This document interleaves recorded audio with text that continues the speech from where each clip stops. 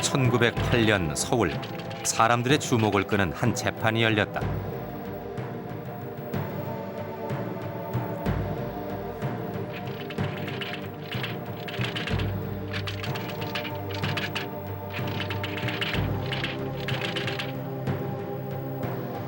전통적인 영국 법정의 모습. 상에서 파견돼 재판을 주재하는 영국인 재판장과 검사는 은색 가발에 육중한 법복 차림이다.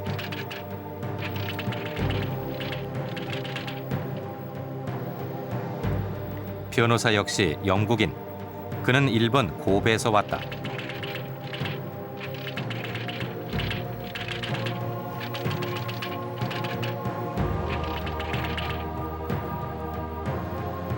증인으로 참석한 한국인들.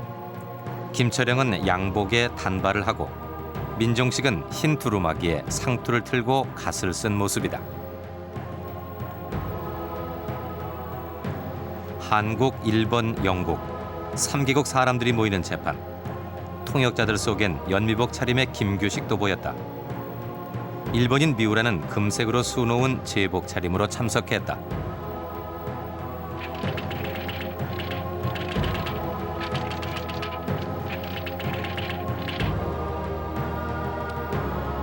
미우라는 당시 36살의 한 젊은 신문사 사장을 고소했다.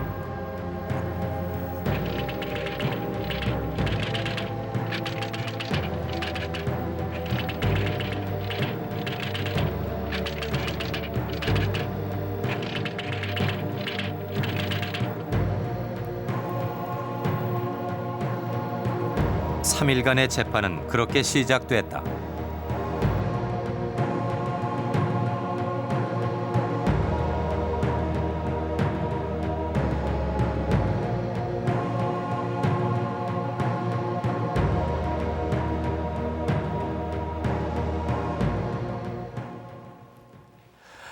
아주 이채로운 재판의 모습이죠.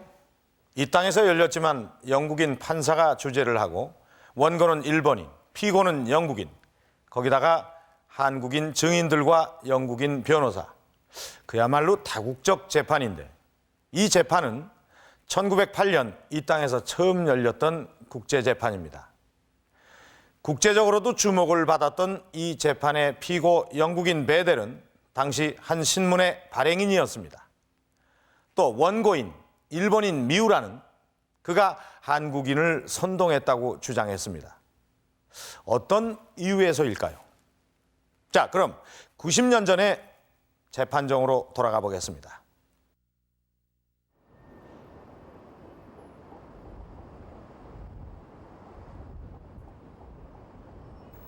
(1908년 6월 15일) 오전 10시 서울의 주한 영국 총영사관.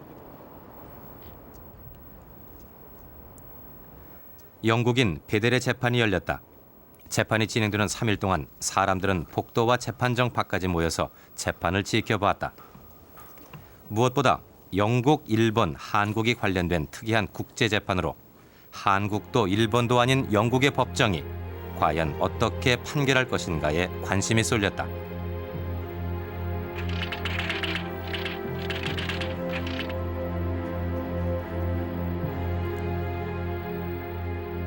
재판엔 한국인뿐만 아니라 나라 밖의 이목도 집중돼 있었다.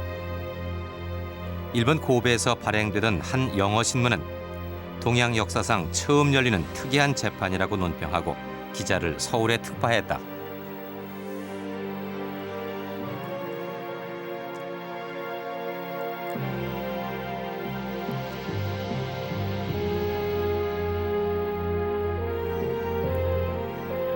원고인 미우라는 당시 통감부 서기관, 한국 통감이었던 2등 방문의 권한을 위임받아 베델을 고소했다.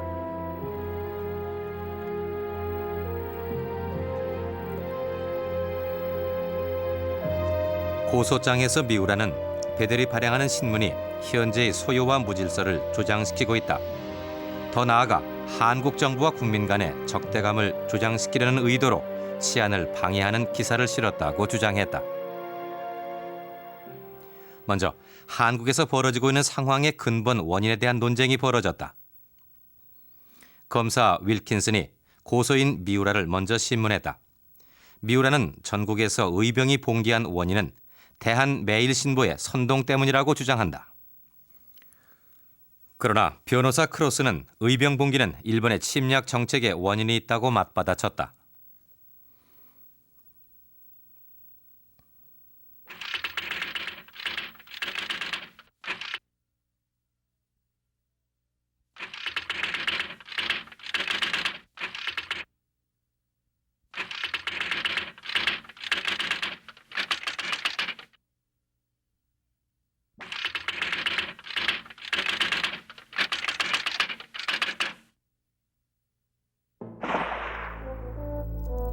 당시는 군대 해산, 헤이그 밀사 사건, 고종 양위 등으로 조용한 날이 없었다.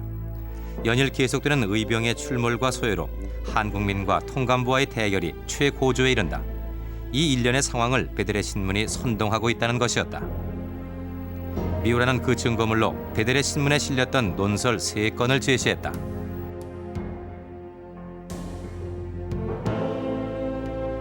첫 번째는 친일 미국인 외교고문 스티븐슨 암살 사건을 다룬 논설. 샌프란시스코에서 한국의 외부 고문이면서도 일본의 한반도 침략 정책을 도와준 스티븐슨이 전명훈과 장인환의 손에 암살된다.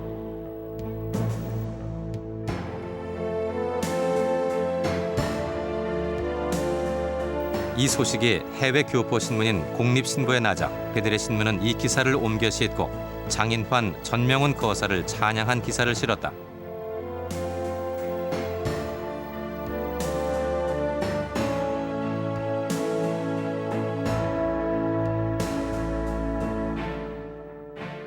두 번째는 일백 메특나리가 능히 이태리를 압제치 못함, 즉 100명의 메테르니히가 하나의 이탈리아를 압제할 수 없다는 내용의 기사.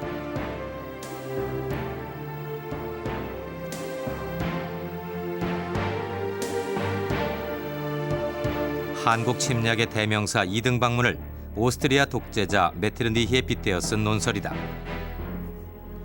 이탈리아 독립을 찬양하면서 이등방문을 메테르니히에 비유해 야만심을 품고 남의 나라를 삼키려는 자에게 그의 말로가 비참할 것임을 경고했다.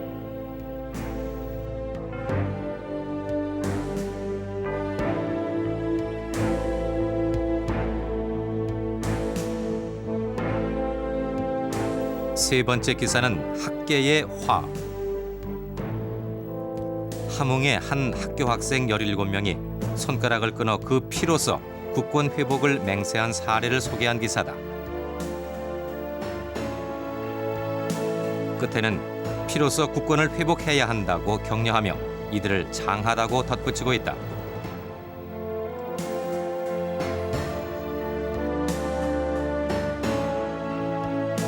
결국 이것이 한국민 선동이 아니고 무엇이며 이런 기사들이 한국과 일본 관계를 악화시키고 있다는 주장이다.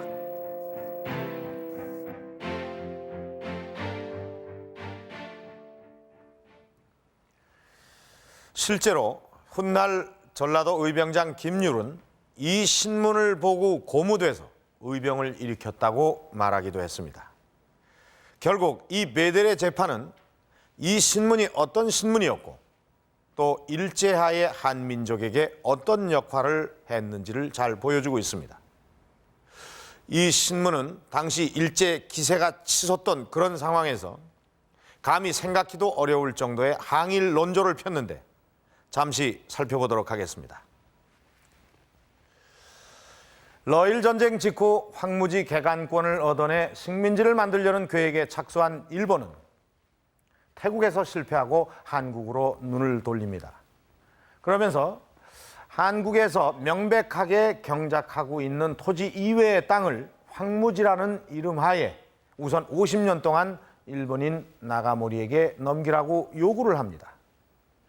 당시 그 외부 협판 윤치호는 전 국토의 3분의 2가 넘어갈 거라고 추산했을 정도로 한국은 자연스럽게 일본의 식민지가 될 운명이었습니다. 이때의 이 신문의 기사입니다.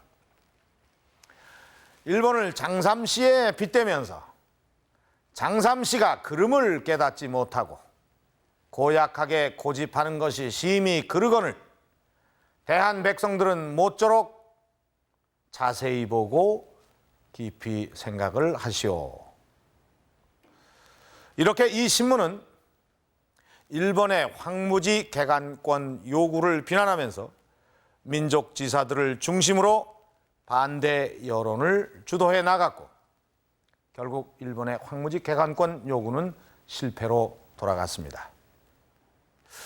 창간 직후부터 일본의 비위를 거슬리게 된 이 신문은 이후로도 일본의 대한 정책을 계속 반대하면서 일본에겐 주시의 대상이 됩니다. 이렇게 이 신문의 발행인 영국인 베델은 당시 동맹 관계였던 영국과 일본 사이에서 외교 마찰을 빚을 정도로 아주 골치 아픈 존재였습니다.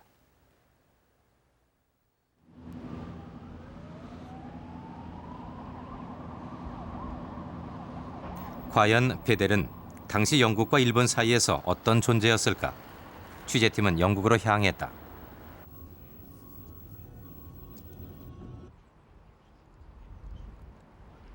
영국은 1902년 일본과의 동맹으로 비록 제2선으로 물러나긴 했지만 여전히 극동의 주요 세력이었다.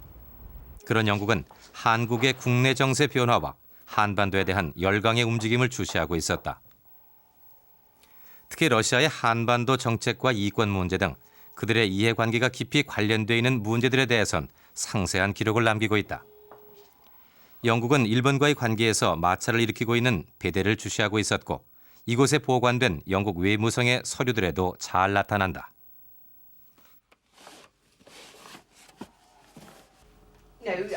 일단 베델에 관한 기록은 양적으로도 결코 적지 않다. 신문의 발간에서부터 그의 재판, 베델의 동료이자 대한매일신보 총무였던 양기탁에 관한 안건에 이르기까지 그 기록의 방대함과 상세함은 놀랄만한 것이다.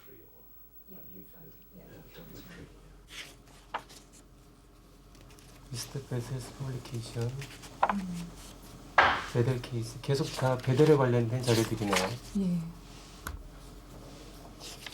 베델 케이스.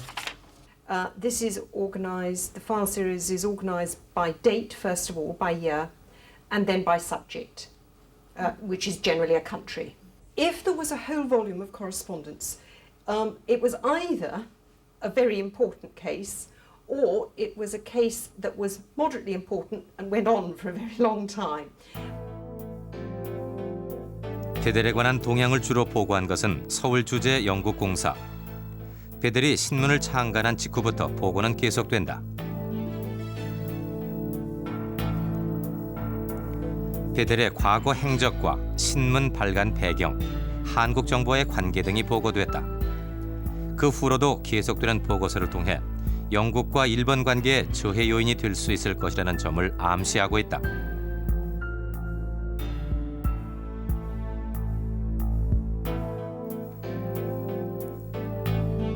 베델 재판의 증거로 채택됐던 3건의 논설 중 스티븐스 암살 사건 기사가 샌프란시스코 현지 신문을 인용하고 있음도 보고됐다. 영국의 입장에서 보면 베델은 영국 시민이면서도 동맹 관계인 일본의 정책을 방해하고 그 결과 영국의 이익에 반하는 행위를 하고 있는 것이었다.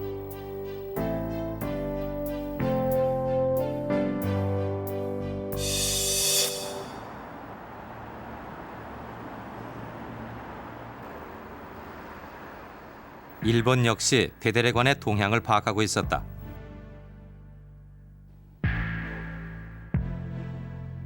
베델은 눈의 가시 같은 존재였다.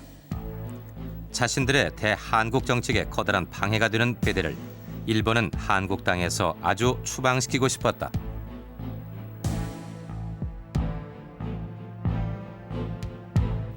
일본 외무성은 외교 경로를 통해 영국 정부에게 베델을 추방하거나 그의 신문을 폐간시켜달라고 요구한다.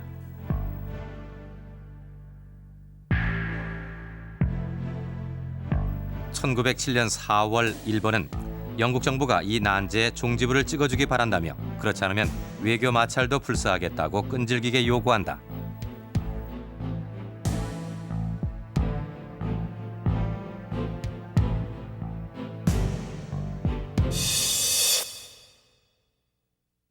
그러나 영국에겐 고민이 있었다. 베델을 추방하려는 것은 영국의 치외법권을 무시하는 것으로 베델의 처리는 한 선례가 될 수 있었기 때문이다. 고심 끝에 영국은 베델을 재판에 회부한다.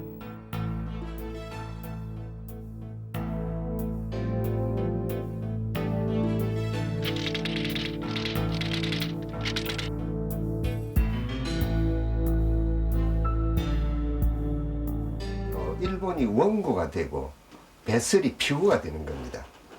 그러니까 한국의 지배자라고 하는 일본이 영국 재판관 앞에 하나의 원고로서 나타난다. 일본으로서는 원하지 않는 거죠. 근데 영국은 이 절차를 강조함으로써 여전히 한반도에는 아직도 영국이 중요한 이해관계를 가지고 있다. 그리고 우리는 이것을 끝까지 지키겠다. 이런 의지를 보여준 것이라고 할 수 있습니다. 마지막까지 법정으로 갖고 가기보다는 영일 양국 간에 정치적으로 해결하려 했던 일본은 실패했다. 결국 서울에서 열리게 된 영국 법정.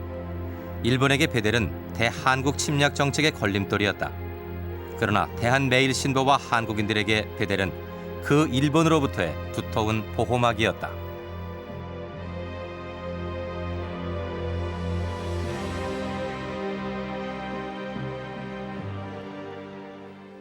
이 재판이 있고 얼마 뒤 영국의 데일리 미러지는 베델과 당시 이 신문의 총무였던 양기탁의 사진을 싣고 한국에서 영국 언론인이 원주민 편집자를 보호하고 있다고 보도를 했습니다.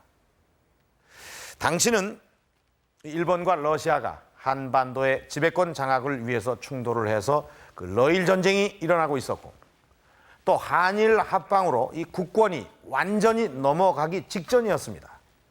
이 민족사적으로 보면 엄청난 격동기였습니다. 이 신문은 바로 이런 시기에 이 강경한 항일 논조를 담고 발간이 됐던 것입니다. 그리고 우리 민족의 성원을 등에 업고 더욱더 그 날카로운 필봉을 휘두르게 됩니다. 그러면 이렇게 항일 논조를 담은 신문을 만든 이 베델은 과연 어떤 사람이었을까요? 그는 영국인이면서 왜 그리고 어떻게 이런 항일 의지를 담은 신문을 만든 것일까요?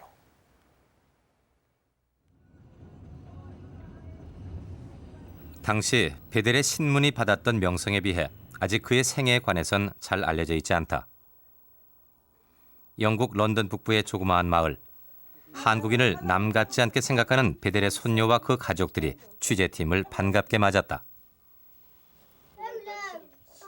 베델은 슬하에 아들 하나를 두었지만 64년 사망했다. 베델의 아내도 65년 사망하고 현재는 며느리가 시어머니에게서 들은 베델의 이야기를 약간 기억하고 있을 뿐이다. Several times, really. About this one, but no, you've been told not, is it? No, no, no. So you should know.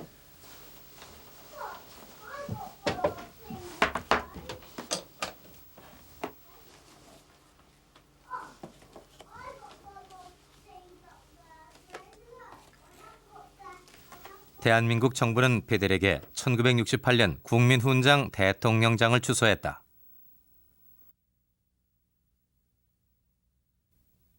And having witnessed some of the historical places and witnessed scenes of the atrocities, I can understand really quite how my grandfather felt. And I'm very sad that we didn't know my grandfather, because the stories that I've heard, certainly I think he was a real character, and I'm sure he would have been great fun to have been with, and would have told many, many stories of the time he was in Korea. This writing in this book must have... 1995년 정부 수립 50주년 기념으로 정부 초청으로 한국을 다녀간 적이 있는 베델의 가족.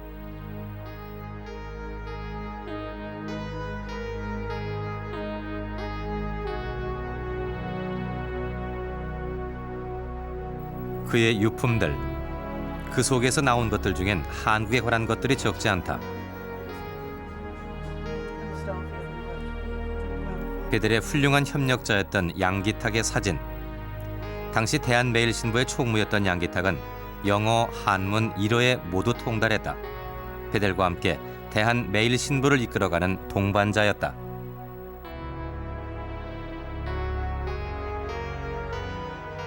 All I know was that he founded the newspaper Yeah. and he had a Korean editor, and that he was told that if he didn't stop putting these articles out, that he would be imprisoned. And he said, well, he would keep on doing it, and he kept on doing it, and then he was imprisoned, as we know.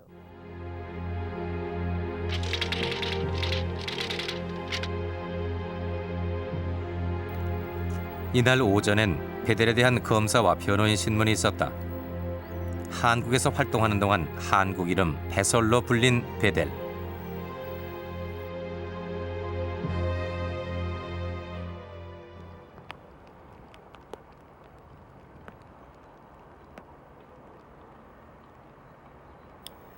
베델은 1872년 영국 서남부 웨일즈 지방의 브리스톨에서 완구상의 3남 2녀 중 장남으로 태어났다. 베델은 항구 도시이자 상업 도시인 브리스톨에서 성장기를 보낸다.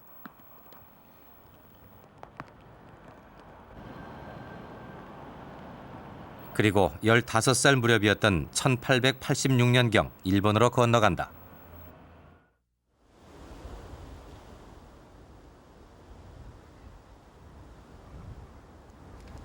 그가 도착한 곳은 당시 개항장 중의 하나였던 고베.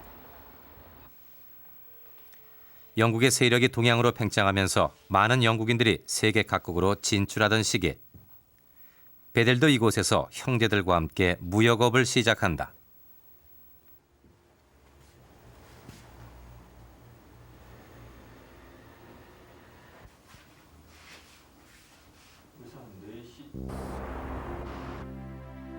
(15~16년) 가까운 일본 생활, 베델은 일어를 해득할 수 있을 정도의 실력을 갖추었다고 전해진다. 그러면서 이곳에서 한국과의 인연도 시작된다.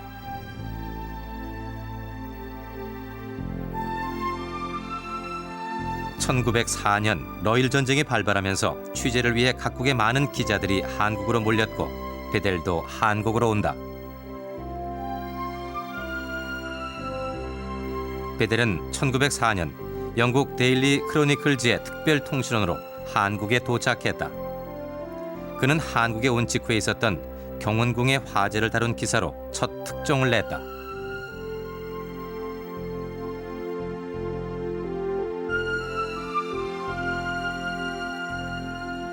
곧 가족들도 합류했지만 그러나 베델은 통신원 자리에서 해임된다. 베델은 영어 신문을 만든다. 당시 32세. 한국에 대해 별 지식도 없었던 베델이 신문을 만들게 된 경위에 대해선 아직 정확히 알려져 있지 않다.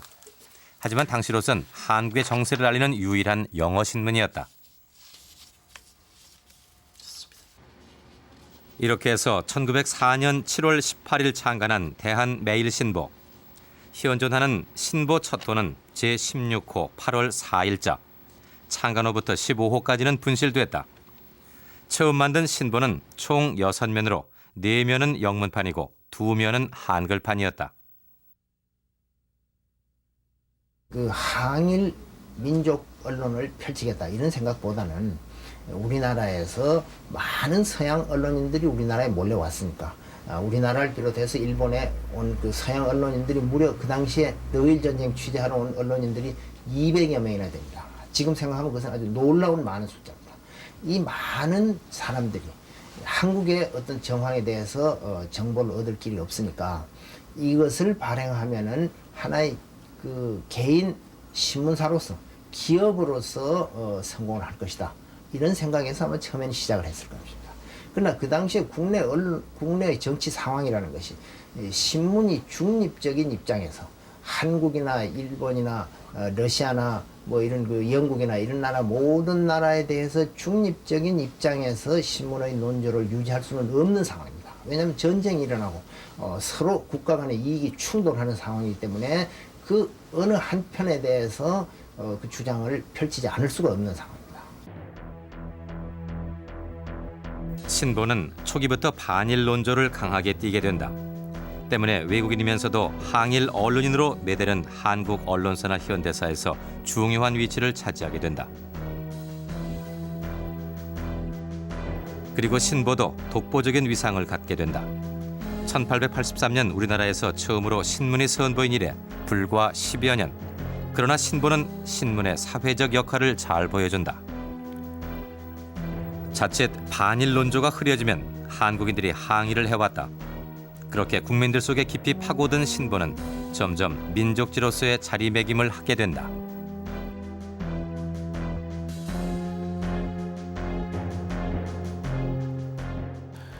사람들은 이 신문을 돌려가면서 읽었고 또 전적으로 신뢰를 했습니다. 당시 통감이었던 이등박문은 수백 마디의 말보다는 한 줄의 신문 기사가 한국인들에게 더 큰 위력을 가져다 준다라고 말했었다고 합니다. 당시 항일의 방법엔 두 갈래가 있었는데 애국 계몽 운동을 하는 것과 무장 항일 투쟁을 하는 방법이 있었습니다.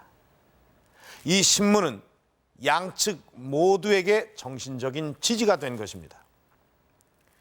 그 뒷면에는 이 신문을 실질적으로 발행하는 한국인 필자가 있었습니다. 이들의 기사는 한국인들을 격려하고 또 민족의식을 일깨워 주었던 것입니다. 그래서 가장 어려웠던 때 가장 큰 항일의 구심점이 될 수 있었던 것입니다.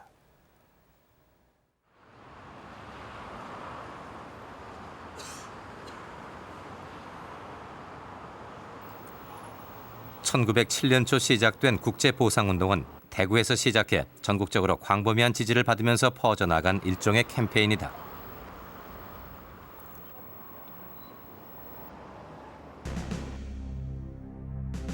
일본에 진 국채 1,300만 원을 민간인들이 담뱃값을 줄여서라도 갚자는 아이디어에서 시작된 애국 계몽운동.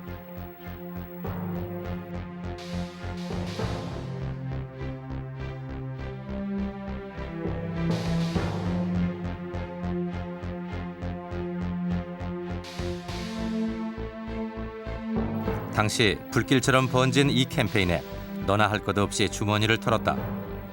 장지연이 쓴 논설에는 이 캠페인의 풍경이 잘 담겨 있다.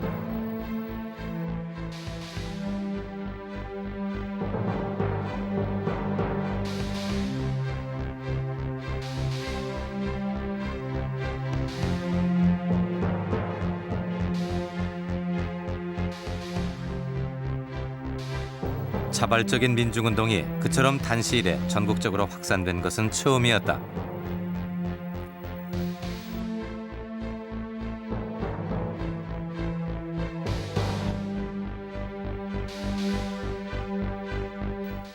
그 뒤엔 언론이 있었고 무엇보다 대한매일신보가 있었다.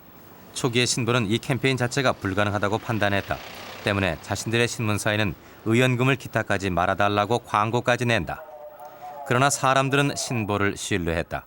만류에도 불구하고 독자들의 의연금이 신문사로 몰렸다. 신보는 결국 성금을 접수해야만 했다. 이렇게 이 운동의 추진 세력이 된 신보는 논설로 국채 1,300만 원 보상 취지를 싣고 2천만 동포 중 조금이라도 애국 충정이 있는 자는 이에 참여해 줄 것을 호소했다.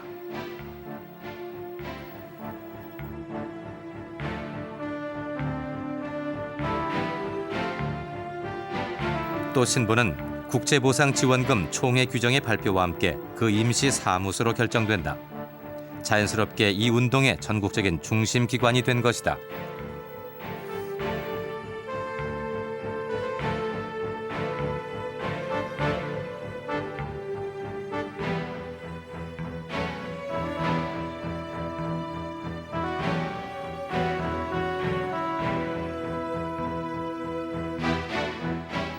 의연금이 신문사로 직접 접수되고 전국적으로 이 운동이 확산되자 신보는 의연금 기탁자 명단을 신보 지면을 통해 발표했다. 그렇게 전 국민의 참여를 촉구했고 각 지방에서 일어나는 운동과 부인들의 모금운동 등 의연금 기부에 관한 보도를 계속했다. 격려도 잊지 않았다. 이 국제보상운동은 그 당시에 대한매일신보 등 언론에서 아주 대대적으로 지원을 하고 연일 보도하고 격려하고 예를 들자면 박은식 선생이나 양기탁 선생, 신채호 선생 이런 분들이 논설과 격려문을 많이 싣고 이 국채보상운동을 지원을 하게 됩니다. 민족지로서 항일운동의 구심점이 된 대한매일신보. 소유주는 영국인 베델이었지만 사실 신문 발행의 실질적인 주체는 한국인이었다.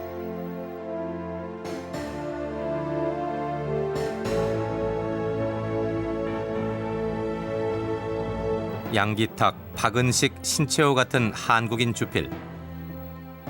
한국인 편집인들은 영국인이 소유하는 신문이란 점을 이용해 항일 투쟁을 벌이는 한국의 민족주의자 집단이었다.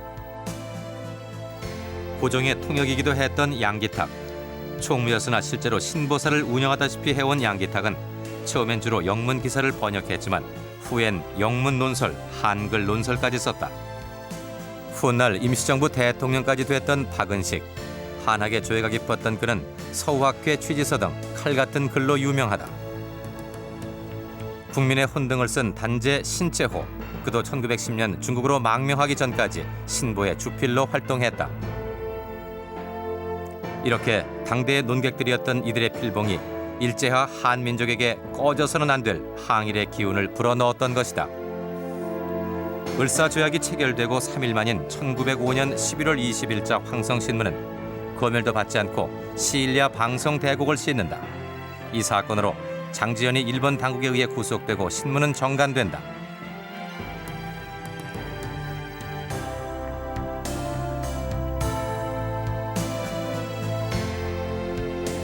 이에 신보는 다음날 일면머리에 황성의무란 제목의 논설을 싣는다. 황성신문의 기자는 자기의 의무를 다했을 뿐이라며 황성신문의 용기를 크게 찬양하고 장지연의 석방을 요구한다.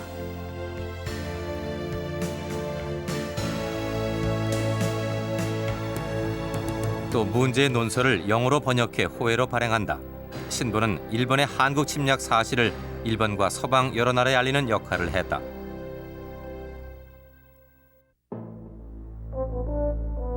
(1907년) 신보는 고종 친서를 실었다. 고종이 을사보호조약에 반대한다며 런던 트리빈지 기자에게 위탁한 것이라는 친서를 트리빈지에서 복사 다시 게재한 것이다. 이 사진은 심각한 정치 문제로 비화됐다. 일본은 을사조약이 합의하에 체결됐다고 주장했으나 그것을 전적으로 부인하는 증거물이었기 때문이다.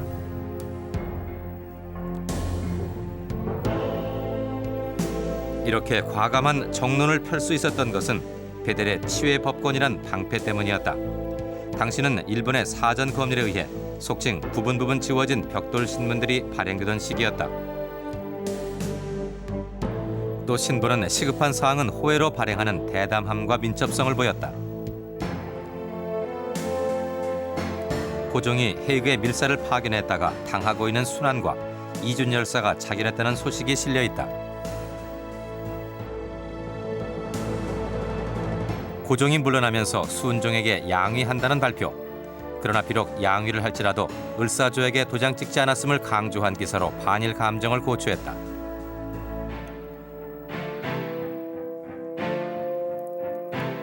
이런 신문을 일본은 가만두지 않았다. 검열은 할 수 없었지만 압수수색을 하거나 심지어는 신보의 우송이나 배달을 방해하기도 했다. 그러나 국민들 속에 파고든 신보의 발행 부수는 10,000부가 훨씬 넘었다. 기타 다른 신문들의 총 발행 부수를 모두 합친 것보다도 많았다. 1905년부터는 원래 영어 중심으로 창간된 신문을 영문판 코리아 데일리 뉴스와 국한문판 대한매일신보로 두 개의 신문으로 분리를 했습니다. 이것이 1907년이 되면은 한글판 대한매일신보로 세 가지 종류의 신문을 동시에 냅니다. 이것은 우리나라 언론 역사상 그때까지는 세 개의 일간지를 동시에 내는 신문은 그것이 처음입니다. 그것은 그만큼 그 신문의 사세가 강하고 많은 국민의 지지를 받았던 신문이기 때문입니다.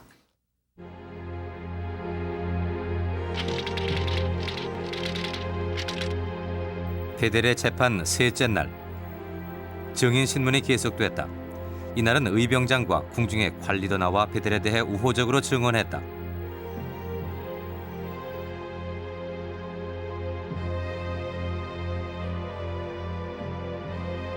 시무택은 끝내 나오지 않았다. 그는 이전에 경찰 조서에서 2,000원과 3,000원을 받아 직접 베델에게 준 적이 있다고 자백해 관례적이든 아니든 고종의 지원이 있었다는 사실을 뒷받침한다. 또 고종은 베델에게 신문통신에 관한 전권자로 위임한다는 친필 특허장을 내리기도 했다. 민족제에 대한 고종의 애착이었는지도 모른다. 3일간의 신문과 증언이 모두 끝나고 끝으로 원고와 피고 측 마지막 변론이 있었다.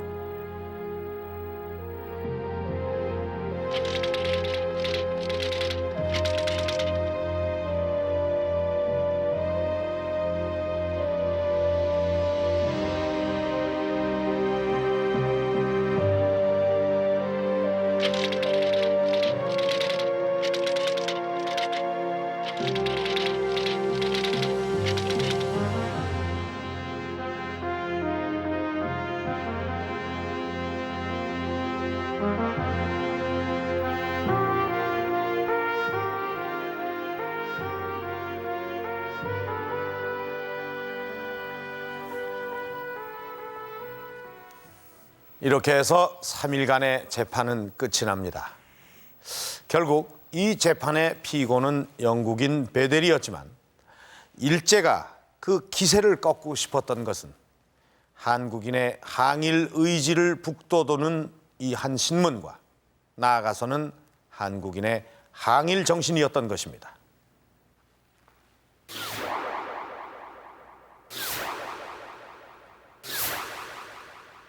필진이었던 박은식, 양기탁, 신채호. 영국인 사장 베델이 일제로부터 치외법권지대를 만들어주는 울타리 역할이었다면 이들은 대한매일신보의 대들보 역할이었던 것입니다. 거기다 이 양기탁과 신채호는 한일합방을 전후해서 국권회복운동을 벌인 이 신민회 멤버로서 9.1 백오인 사건의 핵심 세력입니다. 특히 양기탁은 신민회 총본부의 총감독으로서 당시에 이 신문은 신민회의 비밀 총본부였던 것입니다. 여기서부터 우리 민족운동의 한 뿌리가 시작되고 있었던 것입니다. 결국 베델이 발행한 이 신문은 단순한 한 언론기관의 차원을 넘어서 우리나라 민족 독립운동사의 중심에 서 있었던 것입니다.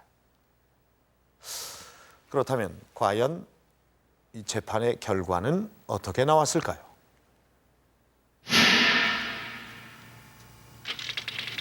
Ernest Thomas Batter. You will go to prison for 3 weeks as a misdemeanor of the 1st Division. And you will be brought up after your imprisonment and required to give security to be a good behavior for 6 months or to be deported.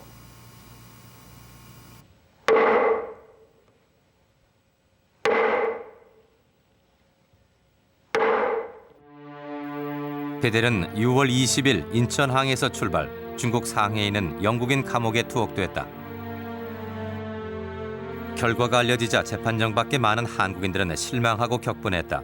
주일 영국 대사 맥도날드는 습격당할지 모르니 영사관 주위에 예방조치를 취해달라고 일본 대사관에 요청했을 정도다.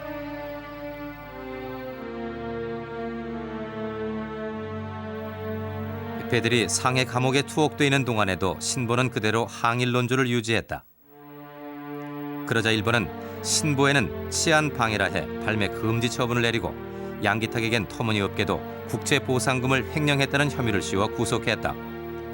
2달 후 그는 무죄로 석방됐지만 이 사건은 국제보상운동 열기에 찬물을 끼얹고 한국인들에겐 좌절감을 안겨주었다. 상해에서 돌아온 베델은 친구가 경영하는 서울의 한 호텔에서 다음 해 5월 37의 나이에 세상을 떠났다. 한국에서 산 길지 않은 6해, 그는 한국인들에게 유언을 남겼다.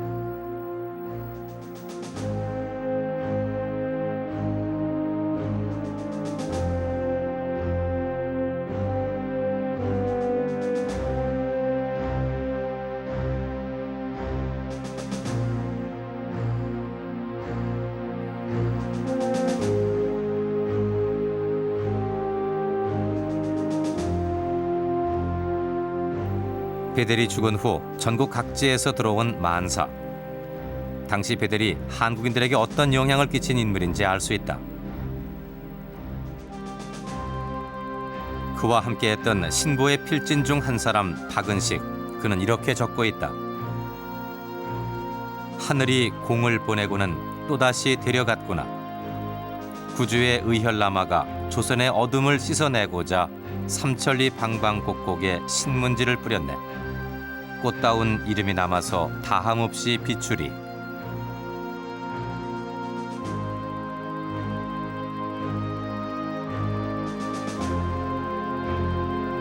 한국 땅 끝에서 끝까지, 그리고 도시에서 시골까지, 산골에 이름 없는 초시에서 해외에 물을 먹은 유학생에 이르기까지. 한 편, 두 편 모아진 만사집은 진정한 친구였던 한 사람에게 보내는 마음을 담은 한국인들의 선물이었다.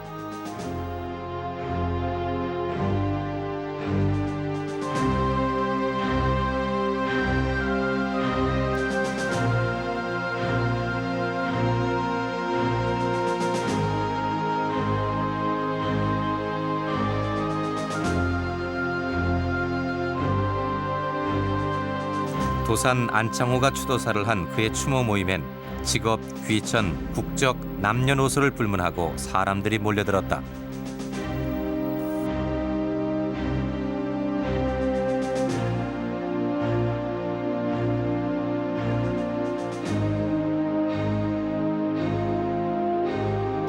그의 마지막 가는 길, 일제와 싸운 한국의 벗, 베델을 추모하는 행렬이 끝없이 이어졌다.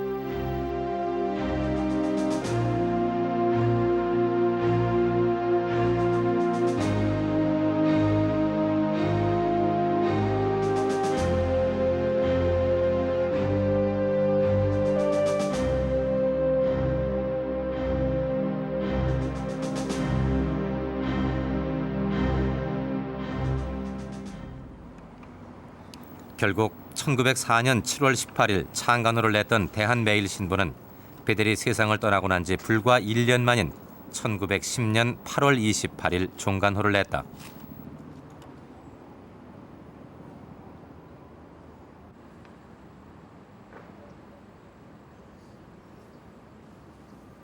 베델, 한국 이름 배설. 그는 1904년 한국 땅에 와서 1909년 영원히 한국 땅에 묻혔다.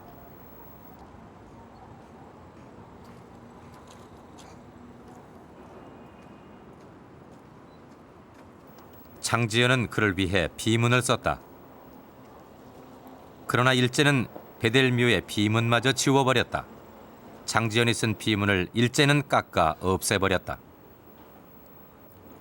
당시 양기탁 등 민족 진영에 뜻있는 인사들이 그의 죽음을 애도하고 그가 이 땅에 남긴 발자취를 기리기 위해 거둔 의연금으로 세운 묘비였다.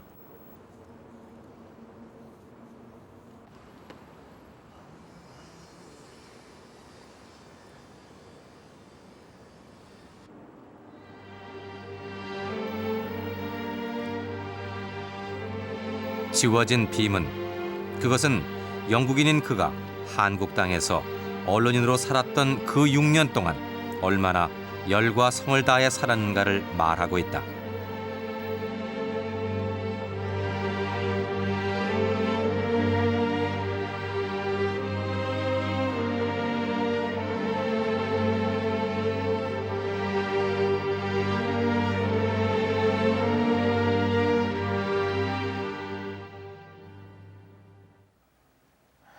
당시는 나라 안팎이 매우 복잡한 시기였습니다. 때문에 이 신문과 베델이 한국 역사에서 차지하는 위치는 매우 특이하고 중요한 것이었습니다. 대외적으로는 우리의 상황에 대한 국제적 여론 형성에 중요한 몫을 했고, 또 국내적으로는 항일 민족운동을 고취시키는 역할을 했기 때문입니다. 비록 한 이방인, 영국인 베델을 방패로 삼았지만 그 속에서도 꿋꿋하게 항일운동을 펼쳤고, 민족의 구심점이 되어왔던 선각자들, 일제 탄압과 억압 속에서도 희망을 잃지 않았던 사람들, 그들이 바로 오늘의 우리를 잊게 한 사람들입니다.